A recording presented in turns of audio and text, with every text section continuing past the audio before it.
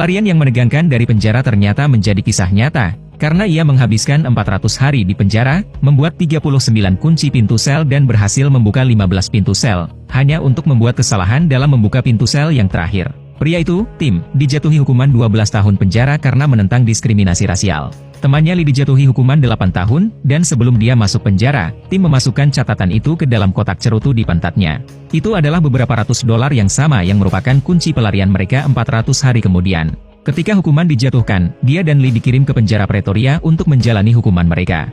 Penjara ini dijaga dengan sangat baik dan tidak ada yang pernah melarikan diri dari penjara sejak awal berdirinya.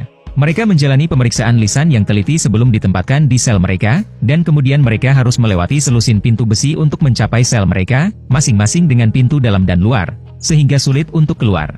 Untungnya, rekannya, Lee, ditempatkan di sebelahnya dan mereka bisa memberi sinyal dengan mengetuk dinding. Saat makan malam, mereka bertemu Dennis, bos tempat itu. Dennis mengatakan kepada Tim bahwa ia tidak boleh makan bersama para tahanan berbaju biru di masa depan, mereka adalah penjahat dan akan membiarkan Anda mati di sini. Tapi kemudian, tanpa menyadari hal ini, saat Lee mencari tempat duduk, dia melihat bahwa dia akan duduk di sebelah pakaian biru ketika Dennis langsung terbatuk-batuk dan anak buahnya segera mengetuk meja sebagai tanggapan. Lee menoleh dan baru bereaksi ketika Dennis yang berpengalaman bisa melihat sekilas bahwa Tim memiliki sesuatu di pantatnya. Dia mengatakan kepada Tim untuk mengeluarkan benda itu sesegera mungkin atau benda itu akan segera terinfeksi dan menasihatinya untuk tidak berpikir untuk keluar dari penjara.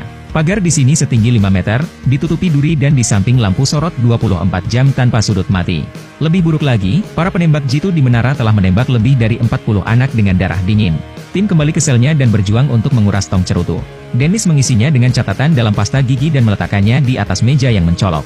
23 hari kemudian, Tim akhirnya menemukan cara untuk keluar dari penjara dengan membuat kunci. Pertama-tama dengan menutup kunci dengan selembar kertas putih, kemudian menekan bentuk lubang kunci dengan jari-jarinya, lalu memasukkan potongan kertas yang terlipat ke dalam lubang, kemudian mengeluarkan pensil dan meremas bagian dalamnya sehingga dia bisa mengukur panjang lubangnya.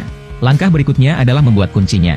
Pada waktu makan, sesama tahanan Lee sengaja menumpahkan piringnya untuk menarik perhatian para penjaga, dengan hati-hati memanfaatkan kesempatan untuk mendapatkan kunci.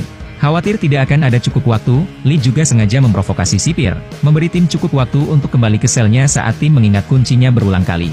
Ketika ia sedang bermain, ia berpura-pura mengambil bola dan mengamatinya lagi untuk memperdalam kesannya. Ketika mengantri, ia juga tidak melewatkan kesempatan untuk mengamati kuncinya. Setelah merevisinya lagi dan lagi, akhirnya pada hari ke-72 ia mengirimkan gambar kuncinya. Langkah selanjutnya adalah mencari bahan untuk membuatnya. Untunglah penjara memberikan pekerjaan kepada para narapidana sebagai tukang kayu. Dia memasukkan kayu langsung ke dalam botol air yang berisi kopi dan kemudian menutupnya dengan handuk agar tidak berderak. Penjaga penjara tidak menemukan sesuatu yang tidak biasa pada pemeriksaan